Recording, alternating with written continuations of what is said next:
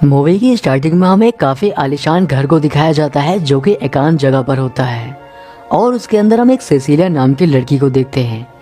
दरअसल सिसिलिया को उसी के बॉयफ्रेंड एड्रियन ने किडनैप कर रखा है क्योंकि वो एक पागल साइंटिस्ट है और वो उसके ऊपर कुछ एक्सपेरिमेंट करना चाहता है। लेकिन एक रात वो मौका देखकर एड्रियन को बेहोश कर देती है और उस घर से बाहर आ जाती है और सिसिलिया के प्लान के अकॉर्डिंग उसकी बहन एमिली कार लेकर वहां पर पहुंच जाती है, जिससे वो कार में बैठकर यहाँ से जाने लगती है।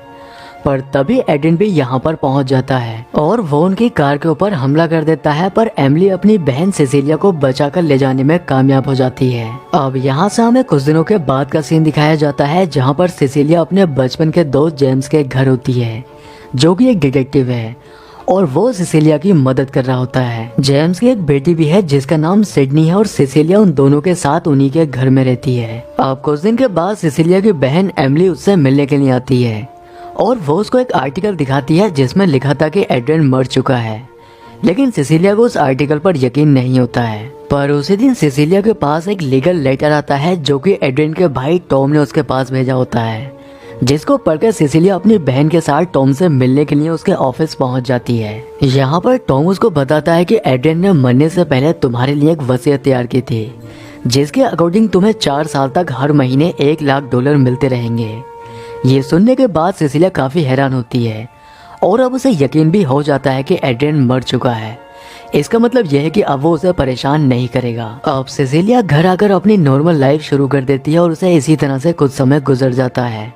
लेकिन कुछ समय के बाद उसके साथ कुछ अजीब चीजें होने लगती हैं। जैसे कि एक दिन जब वो किचन में खाना बनाने के लिए आती है तब उस समय उसका बर्नर ऑफ होता है, लेकिन तभी उसके बर्नर में खुद से ही आग लग जाती है और इसके साथ ही उसे ऐसा महसूस होने लगता है कि जैसे कोई उसे फॉलो कर रहा है। पहले तो सिसिलिया इस बात पर ज्यादा ध्यान नहीं देती है, लेकिन ये चीजें जब उसके साथ बार बार होने लगती हैं तब वो बहुत ज्यादा डर जाती है और वो डरकर ये बात अपने दोस्त जेम्स को बताने लगती है। पर जेम्स को उसकी बातों पर यकीन नहीं होता है। उसे लगता है कि शायद वो उसके दिमाग का कोई वहम है। लेकिन एक दिन सिसिलिया जब सिडनी के साथ बैठकर बातें कर रही होती है तब कोई इनविजिबल पावर सिडनी के बहुत जोर से थप्पड़ मारती है, जिससे सिडनी नीचे गिर जाती है और सिडनी को ऐसा लगता है कि ये थप्पड़ सिसिलिया ने उसके मारा है, इसलिए वो चिल्लाकर अपने पिता जेम्स को बुलाने लगती है।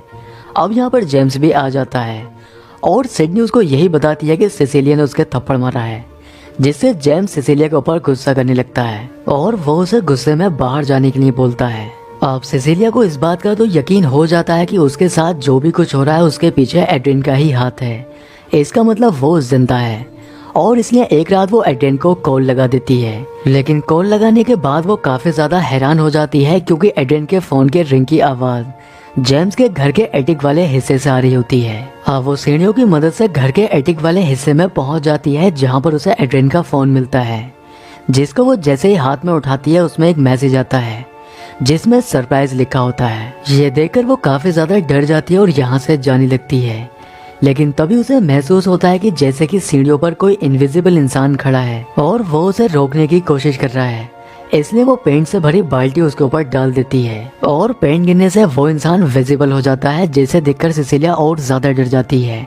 पर वो इनविजिबल इंसान अब सिसिलिया को मारने की कोशिश करता है, पर वो किसी तरह से अपनी जान बचाकर यहाँ से भाग जाती है। अब वो कार लेकर एड्रियन के घर पहुँचती है क्योंकि अब उसे ऐसा लग रहा था कि उस इनविजिबल इंसान के पीछे कहीं ना कहीं एड्रियन का ही हाथ है और अगर वो उसके घर जाकर उसके घर की तलाशी लेती है तब उसे कोई ना कोई सबूत जरूर मिल जाएगा।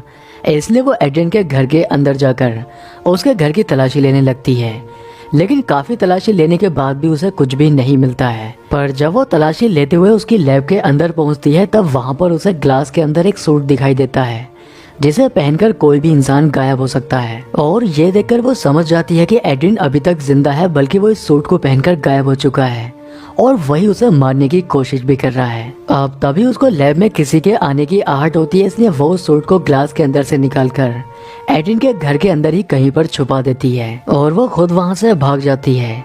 अब सिसिलिया को एड्रियन की सारी सच्चाई पता चल चुकी थी, इसलिए वो अपनी बहन एमिली को एक रेस्टोरेंट में बुलाकर उसे एड्रियन की सारी सच्चाई बताने लगती है। लेकिन तभी यहाँ पर इनविजिबल होकर एड्रियन भी पहुंच जाता है और वो एक चाकू उठाकर एमिली की गर्दन पर हमला कर देता है और उस चाकू को सिसिलिया के हाथ में पकड़ा देता है, जिससे सभी को यही लगता है कि सिसिलिया ने ही अपनी बहन को मारा है और इसलिए पुलिस उसको अरेस्ट करके मेंटल असाइलम में पहुंचा देती है। लेकिन जब सिसिलिया के टेस्ट किए जाते हैं तब एक रिपोर्ट में पता चलता है कि वो प्रेग्नेंट है, जिससे सिसिलिया भी काफी हैरान हो जाती है क्योंकि एड्रियन ने सिसिलिया को जब किडनैप किया हुआ था तब भी वो उसके साथ रिलेशन बनाया करता था। लेकिन प्रेगनेंसी से बचने के लिए सिसिलिया कुछ मेडिसिन यूज किया करती थी जिससे वो कभी प्रेग्नेंट नहीं हो पाई। लेकिन अब उसे यकीन हो जाता है कि इनविजिबल होने के बाद एड्रियन ने जरूर उसके साथ कुछ किया है जिससे वो प्रेग्नेंट हो गई है। आगे सीन में हम देखते हैं कि टॉम सिसिलिया से मिलने के लिए जेल में आता है और वो उसके सामने एक ऑफर रखता है। वो उससे कहता है कि अगर तुम इस बच्चे को जन्म देती हो तब तुम्हें हर महीने मिलने वाला पैसा मिलता रहेगा और तुम जेल से भी बहुत जल्द बाहर आ जाओगे, पर अगर तुम इस बच्चे को नुकसान पहुंचाने की कोशिश करोगी तब तुम्हें पैसा भी नहीं मिलेगा और हमेशा जेल में ही रहोगे। लेकिन सिसिलिया उसका ऑफर मानने से मना कर देती है जिससे वो यहाँ से जाने लगता है। लेकिन उसके जाने से पहले सिसिलिया उसके बैग से एक पेन चुराकर अपने पास रख लेती है और उसके जाने के बाद सिसिलिया उस पेन से खुद को चोट पहुंचाने की कोशिश करती है क्योंकि वो जानती है कि वो इस समय प्रेग्नेंट है और एड्रियन उसे ऐसी हालत में खुद को चोट पहुंचाने नहीं देगा। अब सिसिलिया का प्लान काम करता है क्योंकि एड्रियन यहाँ पर पहुंच जाता है और वो उसे रोकने की कोशिश करता है, पर मौका देकर सिसिलिया उस पेन से एड्रियन के ऊपर ही हमला कर देती है जिससे उसका सूट डैमेज हो जाता है और उसके शरीर का कुछ हिस्सा दिखाई देने लगता है। अब वो गुस्से में आकर सिसिलिया को मारने लगता है, लेकिन तभी एक गार्ड यहाँ पर पहुंच जाता है और वो भी एड्रियन को देख लेता है। लेकिन तभी एड्रियन उस गार्ड को मार देता है और यहाँ से भाग जाता है और बाहर जाकर भी वो गार्ड्स को मारने लगता है। इसलिए सिसिलिया अपने हाथ में गन लेकर उसका पीछा करने लगती है और वो उसका पीछा करते हुए पार्किंग एरिया तक पहुंच जाती है। लेकिन तभी एड्रियन उसको पकड़ लेता है और वो उससे कहता है कि ऐसी हालत में मैं तुम्हें तो नहीं मार सकता हूँ, लेकिन तुम जिन लोगों से प्यार करती हो मैं उन्हें नहीं छोड़ूंगा। ये बोलकर वो यहाँ से चला जाता है। वो सिडनी और जेम्स को मारने के लिए उनके घर पहुंच जाता है और उनके ऊपर हमला कर देता है। जेम्स भी उसके ऊपर गोलियां चलाता है, पर वो जेम्स को दिखाई नहीं दे रहा था। अब वो जेम्स को मारने ही वाला था कि तभी यहाँ पर सिडनी पहुंच जाती है और वो उसके ऊपर फायर स्प्रे डाल देती है जिससे वो दिखाई देने लगता है और इसी का फायदा उठाकर वो उसके ऊपर गोलियां चला देती है जिससे उसकी मौत हो जाती है। लेकिन सिसिलिया और जेम्स जब उसके फेस से मास्क हटाते हैं तब वो टॉम होता है। इसका मतलब ये था कि एड्रियन अभी भी जिंदा है। अब जेम्स अपनी टीम के साथ एड्रियन के घर छापा मारने के लिए पहुंच जाता है और वहाँ पर एड्रियन उसको बेसमेंट के अंदर बंधी हुई हालत में मिलता है। वो पुलिस को बताता है कि उसके भाई ने उसे यहाँ पर बांध कर रखा हुआ है और वो उसके सूट का गलत तरह से इस्तेमाल कर रहा था। अब पुलिस को भी उसकी बातों पर यकीन हो जाता है जिससे वो टॉम को ही कातिल समझने लगते हैं।